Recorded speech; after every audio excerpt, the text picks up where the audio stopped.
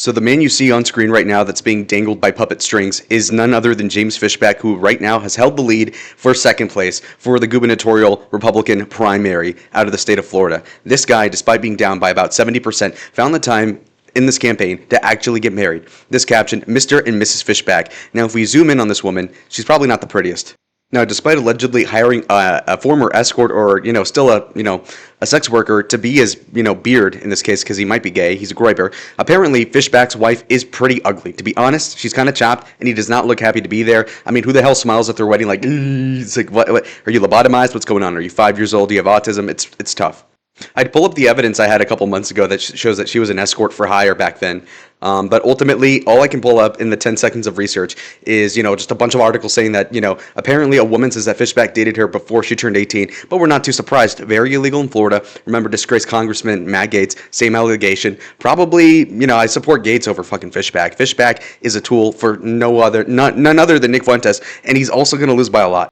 Now, I'm a fair guy. Every video, we actually look at the polling, and by polling, I'm including polling in the traditional sense, but then also, of course, we're looking at what the people put money behind. Right now in Calgary, there's about $1.6 million on who's going to win the primary as the Republican to then probably win the governorship of the third biggest state in the country.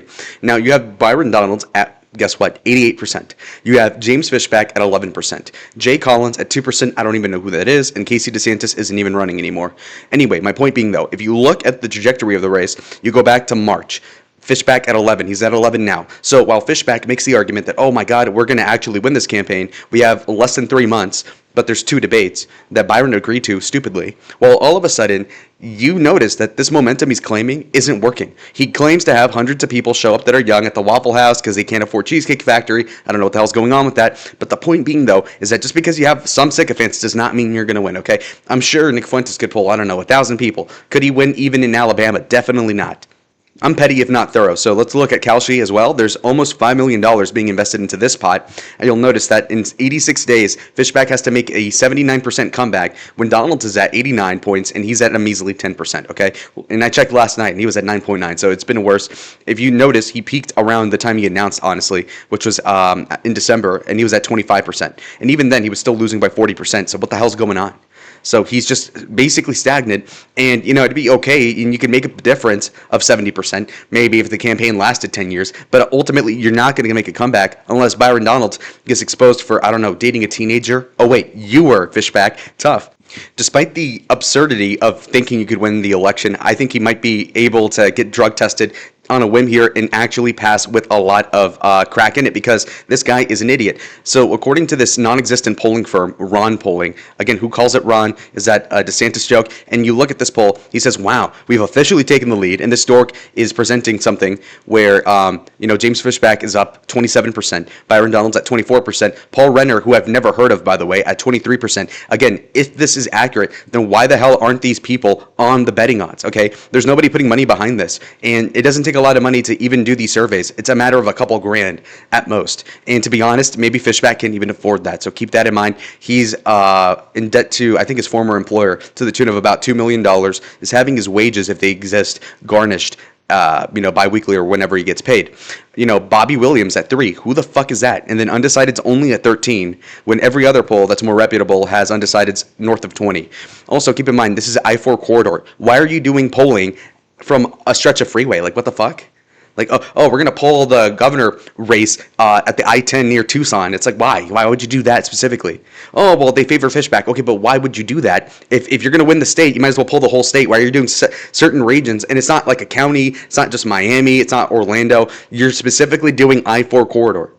This guy's not, he's not beating the rigging claims because apparently Ron Polling replied to the wedding update saying Ron Polling Incorporated will be suspending all Florida governor polling for 48 hours out of respect for the front runner's wedding. Number one, that seems like a joke. The Onion might run the account, to be honest. Regular tracking resumes Monday. Now, what is crazy is, okay, he got married. Why are you going to stop polling? Who gives a fuck? This is insane. Why does anybody believe this? I know this is really nerdy, but come on, Ron Polling only has 66 posts, okay? How the fuck do you have a polling institution and it's only 66 tweets deep and it's only Florida governor stuff and not Florida like Senate election or congressional election, but it's specifically over this this Florida governor election. And plus, this is such cap. 2020's best polling company by People Magazine. Number one, why does People Magazine give a shit about who's doing what in polling? That's unrelated. And then specializing in presidential elections, every single tweet I do when I scroll down is literally about the Florida governor election. This is what? Isn't it's illegal, right? Because number one, this first claim about People Magazine, that's got to be a lie. And then you say you're specializing in elections at the presidential level, not a modicum of shit, not having to do with Fishback, by the way. All right, so he has some 20-something dork that isn't me, by the way, called Kingston Brook. And he says, many people compare Fishback to Mandani. Both are outsiders that came out of nowhere at maximum velocity. This is true, although Fishback is polling way higher than Mandani was at this point in the race. This is completely different, okay? I see the similarities. They're both mystery meat guys in their 30s. I get it. Just that Fishback also has the sex scandal, number one. Number two, is more of a fraudster than Mandani.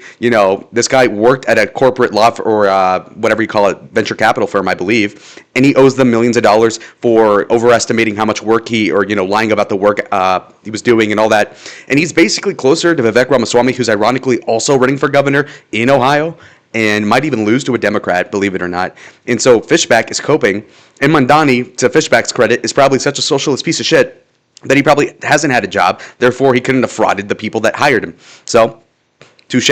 Now, you look at this, Fishback is not at 35%. If we're looking at where the money is, obviously this guy was never even sniffing 35%, let alone even 20%. And then you look at Mandani at 10. The difference being is that, number one, the New York race had, fucking 30 times more national coverage than did the Florida, or does have, so nobody in Kansas, for instance, gives a shit about the Florida election, realistically, if you're not on Twitter.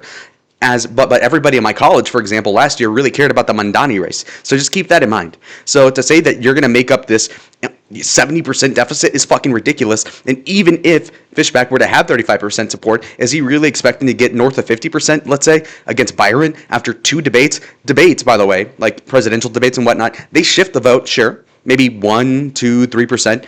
And that's like in the extreme cases. So what the fuck are we talking about here? Okay? Well, oh, wow, Fishback, by after the debate, damn, you demolished Byron somehow, hypothetically. Okay, now you're at 37.5%. Participation trophy, come August. Come on.